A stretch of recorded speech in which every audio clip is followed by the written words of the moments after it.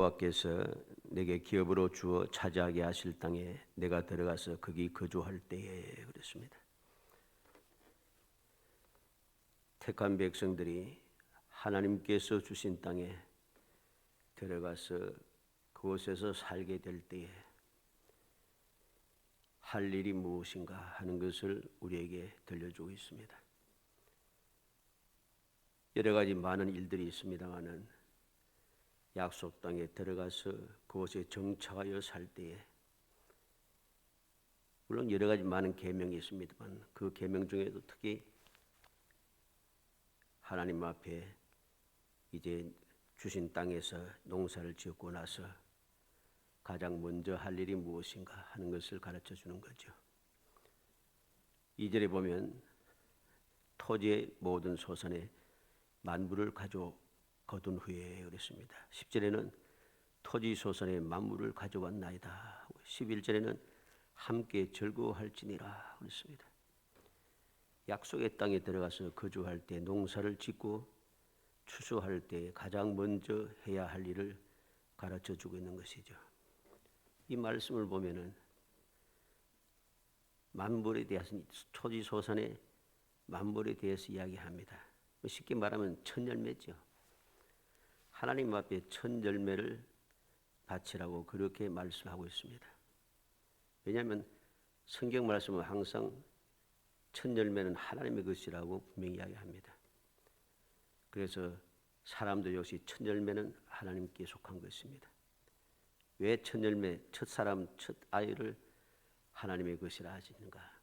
애굽 땅에서 나오기 직전에 유월절의 역사를 우리에게 말씀해 주는 거죠.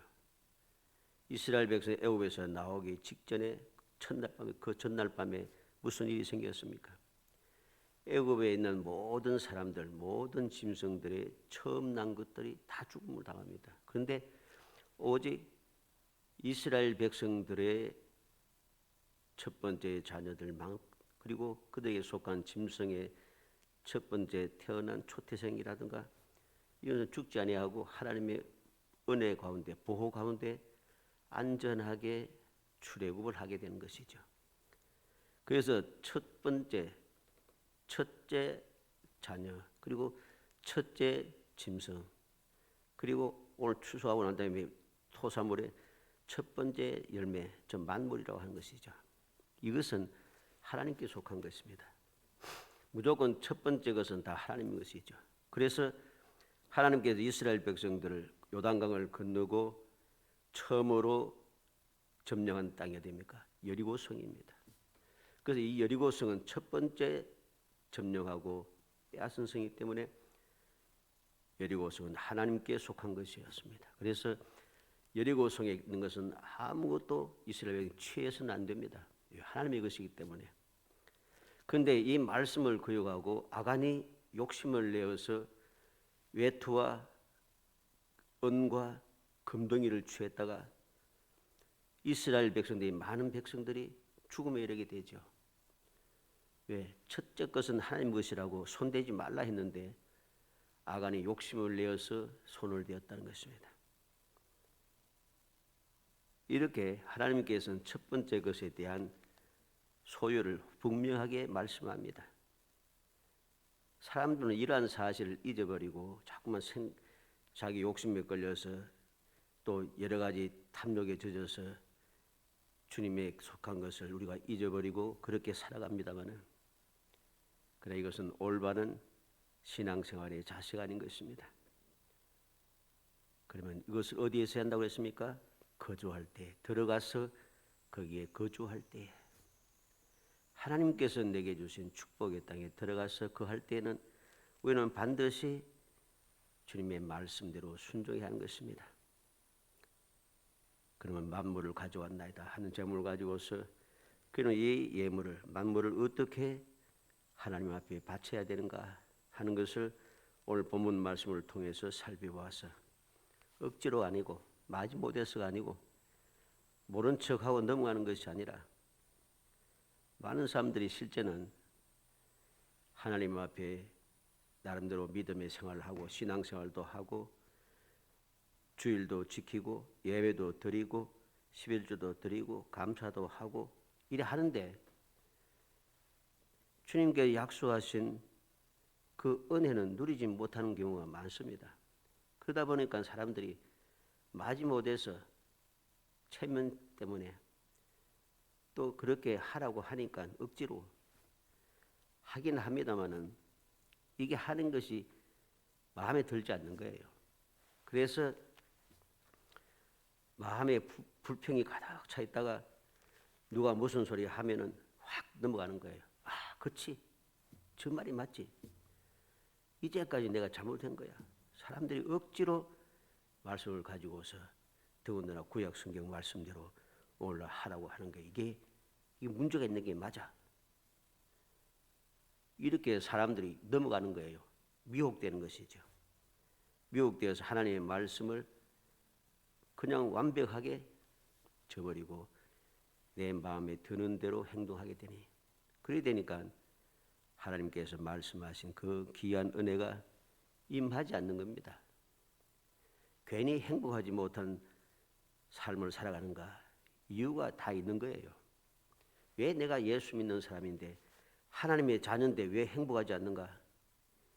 이유는 분명합니다. 하나님의 자녀로서 살지 않기 때문이죠. 그런데 우리는 자꾸만 이것을 깨닫지 못하고 착각하고 시험에 들고 의심하고 불신하고 거역하고 그리고 믿음에서 자꾸만 떠나가기 시작합니다. 그리고서는 교회는 타락했어. 교회는 이기적이야. 사랑이 없어. 이러면서 세상을 보게 되고 세상 사람들이 저 사람이 오히려 의로워. 예수 믿는다고 하는 사람이 나의 멘토는 우상을 섬기는 사람을 내 멘토라고 이야기하더라고요. 기가 막히지 않습니까? 이거는 너무나도 잘못된 일입니다. 어떻게 하나님의 자녀가 우상을 섬기는 사람을 나의 멘토라고 할 수 있겠어요? 이건 절대적으로 망령된 일입니다. 거짓된 믿음이라는 소리죠. 세상 사람들이 아무리 의로워도 하나님의 자녀보다도 의로울 수는 절대로 없습니다. 왜?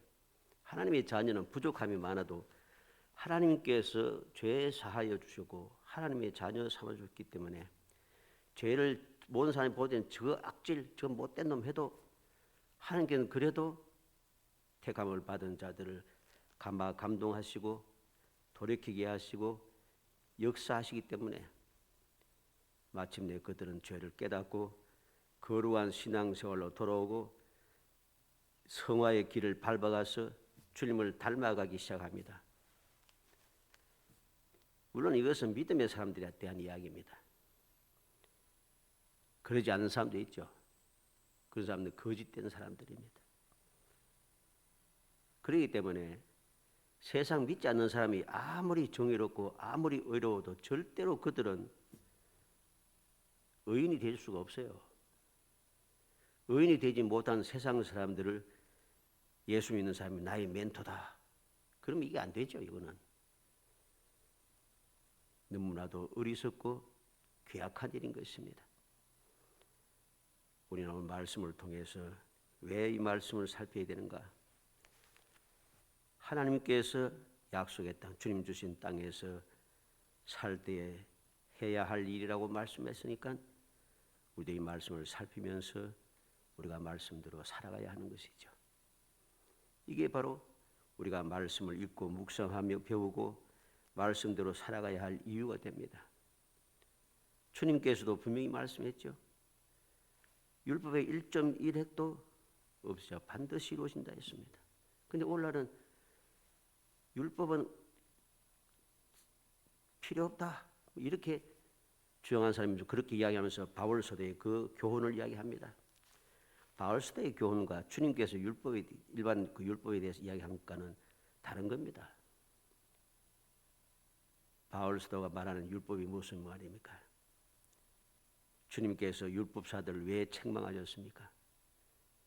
그들의 율법은 하나님의 율법이 아니에요. 하나님의 율법이 아니고 사람의 율법이었죠. 그래서 장로의 유전이라고 이야기합니다.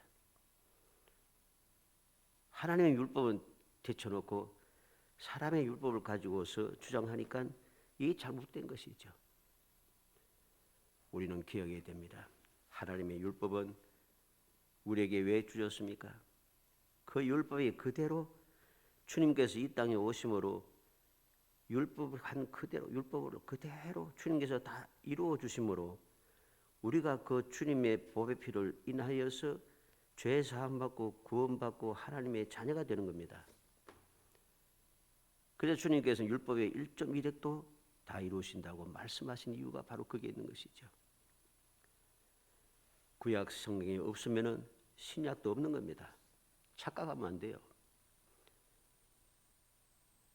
여러 가지 분자한 이야기를 할 필요 없이 오늘 본문 말씀으로 돌아가서 어떻게 하나님 앞에 바치는가. 첫째는 하나님께서 택하신 곳에서 바친다는 겁니다. 2절에 내 하나님 여호와께서 내게 주신 땅에서 그 토지의 모든 소산의 만물을 거둔 후에 그것을 가져다가 광주리에 담고 내 하나님 여호와께서 그의 이름을 두시려고 택하신 곳으로 그것을 가지고 가서 내 하나님 여호와께서 내게 주신 땅에서 내 하나님 여호와께서 그의 이름을 두시려고 택하신 곳으로 딱 분명합니다. 하나님께서 택하신 곳에 가서 하나님 앞에 바치는 것이죠. 근데 이 사실을 망각하고 엉뚱한 곳에 갔다가 바치는 사람들이 참 많습니다. 내 마음에 드는 곳, 내 마음에 드는 곳, 그런 곳에 가서 바친다는 거죠. 이거는 올바른 신앙의 자세 아닌 것입니다. 모든 것은 하나님께 바치는 거죠. 그리고 그것은 하나님의 것이기 때문이죠. 우리는 이 가장 기본적인 것을 잊어서는 안 됩니다. 신명기 6장 1절로 3절에 보면 이는 곧 너희의 하나님 여호와께서 너희에게 가르치라고 명하신 명령과 규례와 법도하라. 너희가 건너가서 차지할 땅에서 행할 것이니 곧 너와 내 아들과 내 손자들이 평생에 내 하나님 여호와를 경외하며 내가 너희에게 명한 그 모든 규례와 명령을 지키게 하기 위한 것이며 또 내 나를 장구하게 하기 위한 것이라. 이스라엘아 듣고 삼가 그것을 행하라. 그리하면 내가 복을 받고 내 조상들의 하나님 여호와께서 내게 허락하신 것 같이 젖과 꿀이 흐르는 땅에서 내가 크게 번성하리라. 하나님께서 왜 모세를 통해서 율법을 주셨습니까? 왜 모세 오경을 하나님께서 기록해서 주셨습니까? 이유가 있어요. 약속의 땅에 들어가서 너희가 건너가서 차지할 땅에서 행할 것이니 약속의 땅에 들어가서 하나님의 말씀대로 살게 하기 위해서 하나님께서 말씀을 주신 겁니다. 그는 왜 하나님 말씀대로 살아야 되는가? 너와 내 아들과 내 조상들이 평생에 여호와를 경외하며 그랬습니다. 평생에 여호와를 경외하기 위해서 그리고 내 나를 장구하게 하기 위한 것이라. 그리고 내가 복을 받고 내 조상들이 하나님 여호와께 내게 허락하신 과 같이 젖과 꿀이 흐르는 땅에서 내가 크게 번성하리라. 쉽게 말하면 복을 받기 위해서 약속의 땅에 들어가서 복을 받게 하기 위해서 말씀을 주셨다는 것이죠. 오늘 본문도 마찬가지입니다. 왜 하나님의 택한 곳에서 하나님 앞에 이 예물을 바치라고 만물을 바치라고 하는가? 바로 그곳에서 복을 누리며 살게 하기 위해서란 거죠. 다른 이유가 없어요. 하나님의 택한 곳에서 하나님 앞에 바칠 때에 하나님께서 그곳에서 복을 내리신다는 것이죠. 두 번째는 어떻게 바치는가? 감사하며 바쳐야 됩니다. 3절로 9절에 보면 그때 제사장에게 나아가 그에게 이르기를 내가 오늘 당신의 하나님 여호와께 아뢰나이다. 내가 여호와께서 우리에게 주시겠다고 우리 조상들에게 맹세하신 땅에 이르나이다 할 것이요 제사장은 내 손에서 그 광주리를 받아서 내 하나님 여호와의 제단 앞에 놓을 것이며 너는 또 내 하나님 여호와 앞에 아뢰기를 내 조상은 방랑하는 아람 사람으로서 애굽에 내려가 거기에서 소수로 거류하였더니 거기에서 크고 강하고 번성한 민족이 되었는데 애굽 사람이 우리를 학대하며 우리를 괴롭히며 우리에게 중노동을 시키므로 우리가 우리 조상의 하나님 여호와께 부르짖었더니 여호와께서 우리 음성을 들으시고 우리의 고통과 신고와 압제를 보시고 여호와께서 강한 손과 편팔과 큰 위엄과 이적과 기사로 우리를 애굽에서 인도하여 내시고 이곳으로 인도하사 이 땅 곧 젖과 꿀이 흐르는 땅을 주셨나이다. 감사하며 바치는 거죠. 3절에서 9절의 내용이 무엇입니까? 우리가 어떤 존재였는가? 그런데 우리가 어떻게 해서 이렇게 복을 받았는가? 어떻게 해서 젖과 꿀이 흐르는 땅, 약속의 땅에 들어올 수 있었는가? 그 사실을 잊지 말고 잊지 않는 것이죠. 이렇게 왔는데 하나님께 우리를 인도해서 이 약속의 땅을 주시고 이 젖과 꿀이 흐르는 땅을 우리로 하여금 누려서 이 놀라운 복을 계속해서 받아 누릴 수 있는 기회를 주셨다는 것이죠.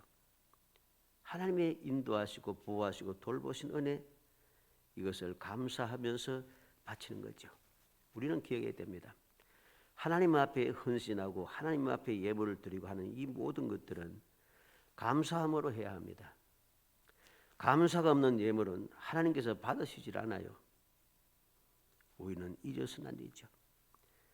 열심히 하는데 왜 하나님의 그 행복, 하나님의 자녀의 행복함을 누리지 못하는가? 감사가 없다는 것이죠. 마지못해서 억지로 생각나는데 내 마음에 맞추어서 이렇게 하는 거죠. 모든 것은 다 하나님의 은혜임을 믿고 감사함으로 우리가 하나님 앞에 바쳐야 하는 것입니다. 무엇이 감사합니까? 3절로 9절에 보니까 하나님께서 보호하신 은혜에 감사하고 안전하게 인도하심을 감사하고 토지와 산물을 주신 하나님께 감사하는 거죠. 그들은 이전에는 이 젖과 꿀이 흐르는 땅에 도착하기 이전에는 자기의 토지가 없었어요. 열심히 일하고 수고해도 그게 내게 아니에요. 그런데 지금 하나님의 은혜로 바로 이 젖과 꿀이는 축복의 땅을 내 것으로 취할 수가 있고 그것에서 수고한 모든 열매들도 다 내 것이 되었다는 것입니다. 이게 감사한 거죠. 자기 위치, 자기가 누구였던가를 잊어버리지 않습니다. 잊어버리지 않아요. 유리하는 아람 사람이었다. 그런데 젖과 꿀이 흐르는 땅에 정착하게 되었다. 우리가 애굽에 들어갈 땐 적은 무리였는데 번성하여 출애굽하였다. 70명이 들어갔는데 100만 명 넘는 사람이 다시금 출애굽하게 된 거죠. 애굽인의 학대를 받던 사람이었는데 하나님의 구원으로 자유를 누리고 광야를 지나서 물과 양식이 있는 곳 젖과 꿀이 흐르는 땅으로 우리가 들어와서 이곳에서 젖과 꿀이 흐르는 땅의 모든 것을 내가 내 것으로 누리게 되었다는 것이죠. 그래서 이것을 감사하며 드리는 것입니다. 이렇게 감사하며 드릴 때에 문제가 없는 거예요.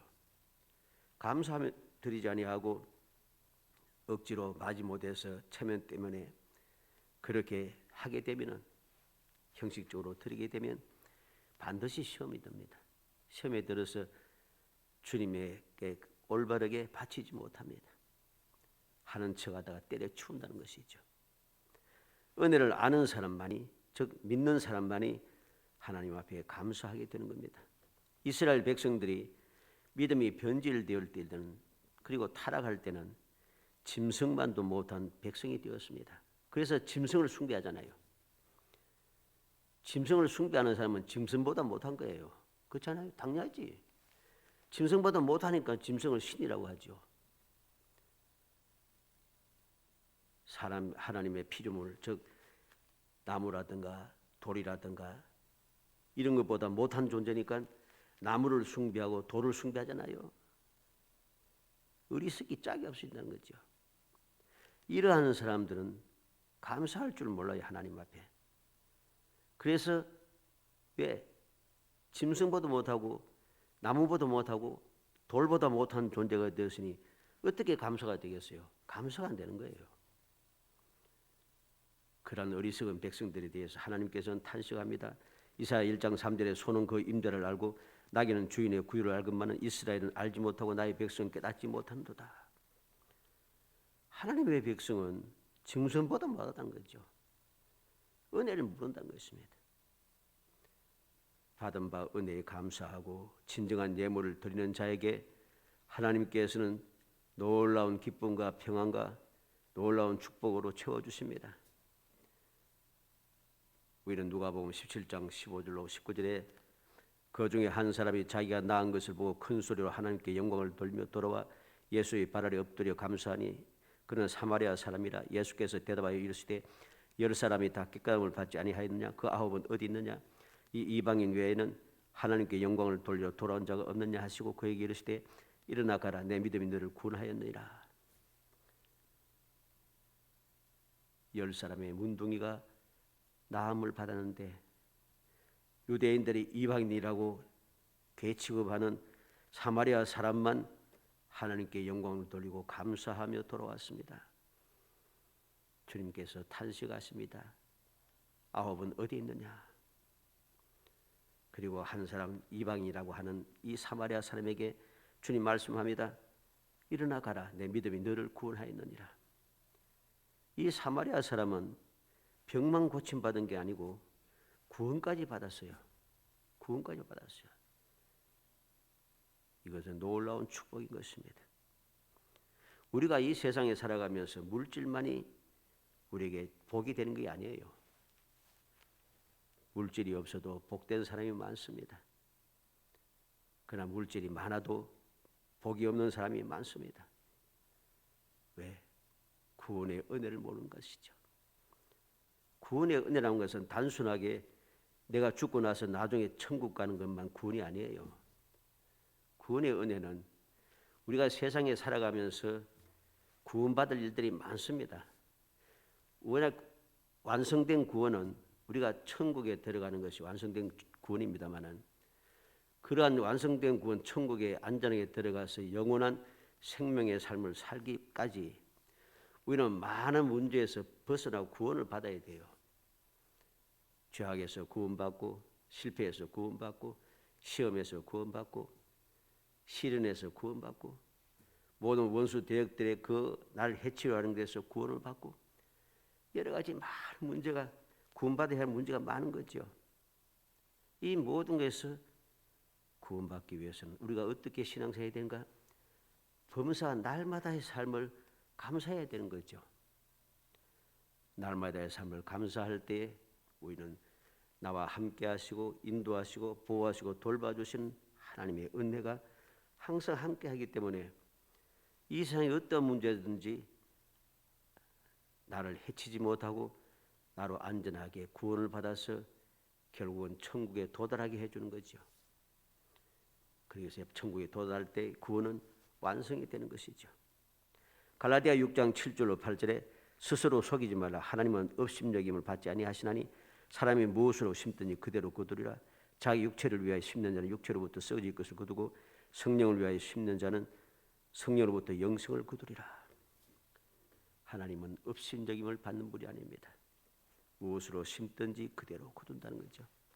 내가 감사로, 다시 말해서 믿음으로 심으면 그리고 감사할 수밖에 없는 그 믿음의 역사가 끊임없이 이어져가는 것이죠.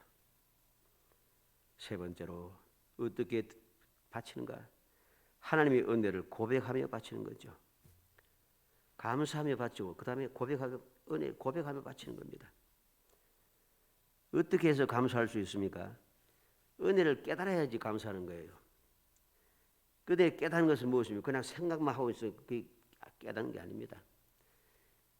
깨닫는 것을 고백할 수 있어야 돼요. 이건 하나님의 은혜입니다. 고백해야 하는 거죠. 고백을 하지 않으니까 사람들은 처음에는 감사했다가 감사합니다. 처음에는 감사합니다. 하나님의 은혜입니다. 하나님께서 은혜 주셨습니다. 하다가 시간이 지나고 한 달이 지나고 1년이 지나고 좀 지나면 하나님의 은혜가 아니에요. 이제는 내가 빼기 좋고 내가 아는 사람이 많고 내가 발이 넓고 내가 재주가 있고 내가 능력이 많아서 내가 이렇게 해가지고서는 내가 이렇게 돼서 하나님의 은혜가 사라지는 거예요. 하나님의 은혜를 고백해야 합니다. 딱 이건 하나님의 은혜라고 확실하게 고백해 놓으면은 그 다음에 하나님의 은혜라고 내가 고백했는데 이걸 내가 했는 것이라고 가로챌 수가 없습니다. 다 알게 되었으니까. 10절 말씀에 여호와여 이제 내가 주께서 내게 주신 토지 소산의 만물을 가져왔나이다 하고 너는 그것을 내 하나님 여호와 앞에 두고 내 하나님 여호와 앞에 경배할 것이며 뭐라고 합니까? 주께서 내게 주신 토지 소산의 만물을 가져왔나이다. 가져온 이게 주님께서 내게 주신 것이라는 거죠. 주님께서 내게 주신 것이라. 하나님의 은혜라는 것입니다. 하나님께서 내게 주신 것을 만물을 내가 가져왔습니다. 그렇게 하나님 앞에 은혜를 고백하며 바치는 것이죠. 역대상 29장 14절에 보면 나와 내 백성이 무엇이기에 이처럼 즐거운 마음으로 드릴 힘이 있었나이까? 모든 것이 주께로 말미암아 싸우니 우리가 주의 손에서 받은 것으로 주께 드렸을 뿐입니다. 다윗 왕이 하나님의 성전을 건축하기 위해서 자기 스스로도 이 세상에 그 누구도 감당할 수 없는, 그 누구도 다윗만큼 바친 사람이 역사상 없습니다. 성경 말씀 가만히 보면은 다윗만큼 많은 예물을 바친 사람이 없어요. 솔로몬도 그만큼 못 바쳤습니다.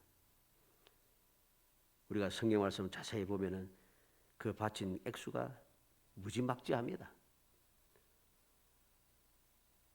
그렇게 바쳤는데 또 모든 지도자들도 성전 건축에서 바쳤는데 다윗은 뭐라고 합니까? 주님의 모든 것이 주께로부터 말미암아 싸우니 주의 손에서 받은 것으로 주께 드렸을 뿐입니다. 은혜를 아는 거죠. 은혜를 알고 은혜를 고백하는 것입니다. 이렇게 은혜를 알고 은혜를 고백하며 하나님 앞에 감사하며 바치니까 이 다윗은 영원한 복을 받는 것이죠. 고린도전서 4장 7절에 누가 너를 남달리 구별하였느냐? 내게 있는 것 중에 받지 아니한 것이 무엇이냐? 내가 받았은즉 어찌 받지 아니한 것 같이 자랑하느냐? 바울 사도가 고린도 교회 성도들에게 편지한 내용입니다. 누가 너를 구별했느냐? 내게 있는 것 중에 받지 아니한 것이 무엇이냐? 받았은즉 어찌 받지 않은 것 같이 자랑하느냐? 은혜를 망각해서는 안 됩니다. 누가 나를 구별했는가? 어떻게 내가 예수 믿게 되었어요? 내가 똑똑해갖고 아닙니다. 하나님께서 나를 택하여 주셨다는 것이죠. 그리고 믿음의 선물을 내게 주신 것이죠. 내게 있는 것 중에 받지 않은 것이 무엇이냐?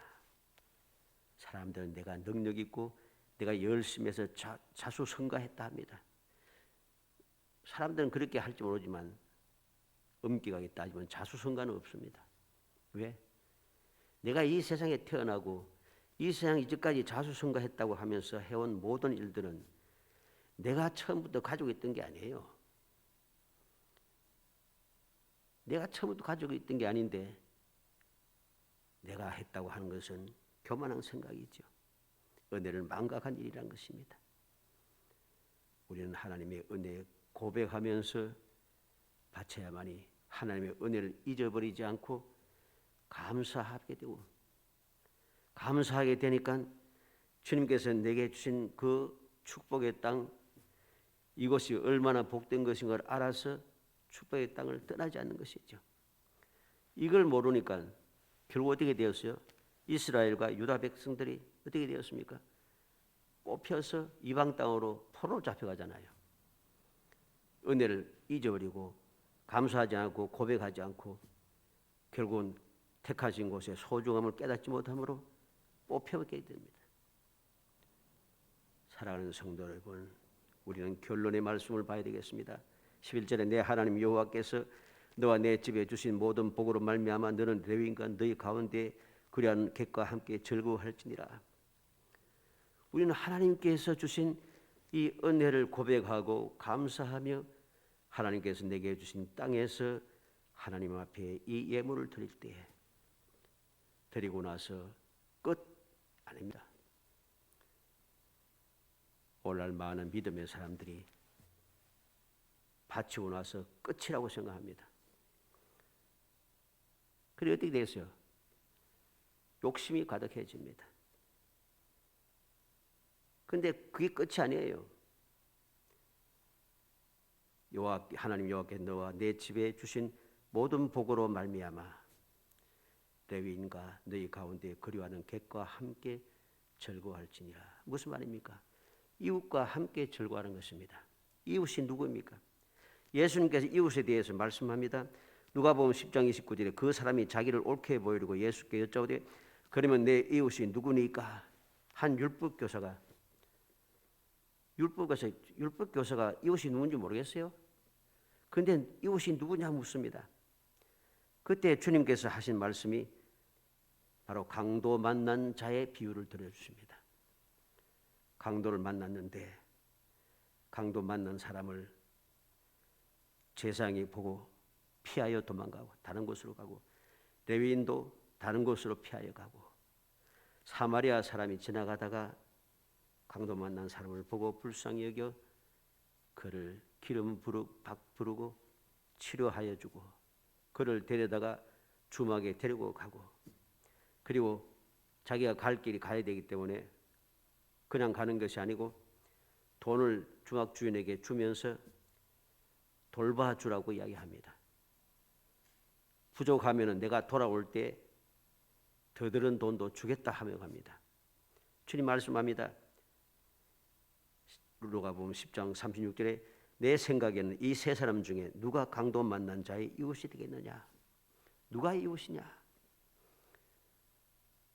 우리는 기억해야 됩니다.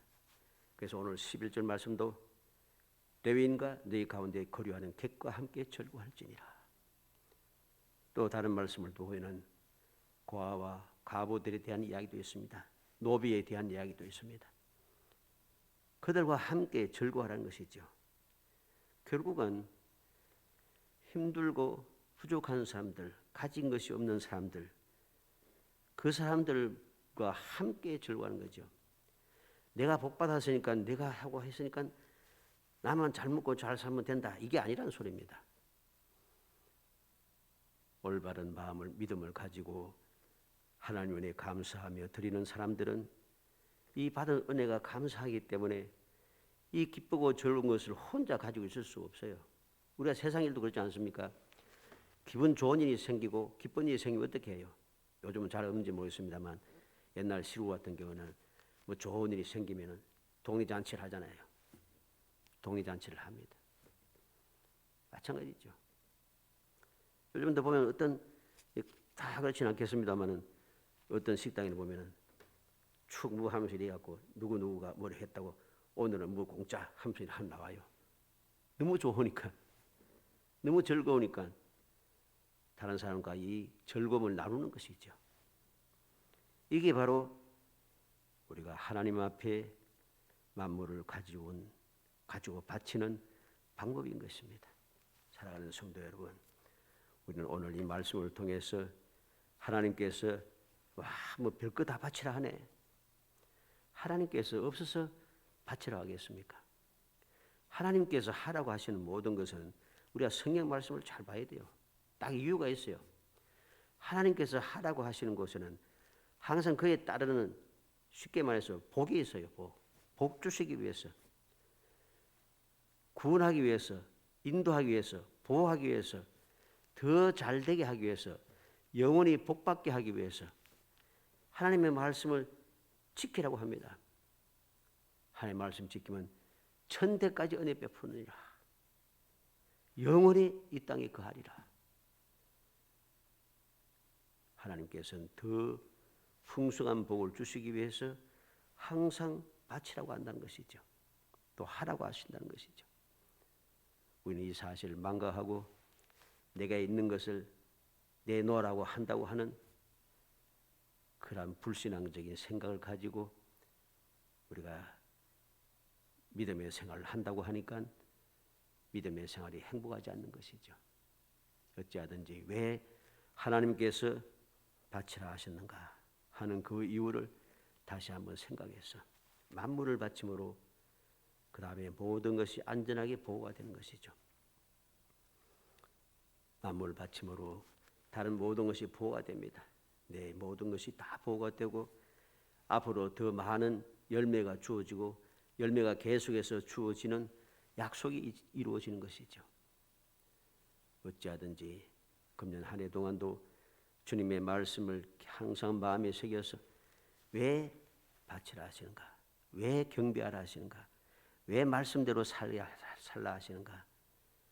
그 이유를 분명히 기억하여서 하나님께서 유익을 얻기 위해서가 아니고 바로 나에게 복을 주기 위한 하나님의 사랑의 뜻이다 라고 하는 것을 잊지 않고 기억하여 은혜를 고백하면서 은혜에 감사하면서 주님께서 내게 주신 그 축복 그 땅에서 하나님 앞에 끊임없이 즐거움으로 바쳐서 주님 예비하신 그 귀한 은혜를 끊임없이 누리는 믿음의 실상과 믿음의 증거를 날마다 딸마다 누리며 살아가는 행복한 성도이 되시기를 주의 이름으로 축복합니다.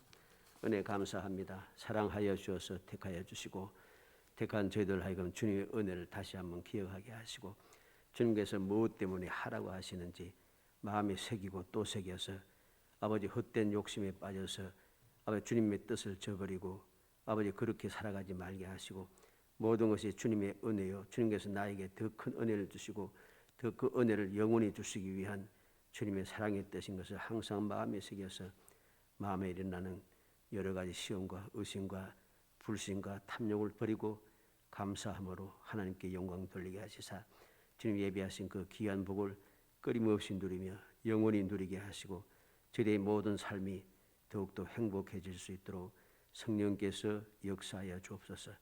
예수님의 이름으로 기도합나이다. 아멘.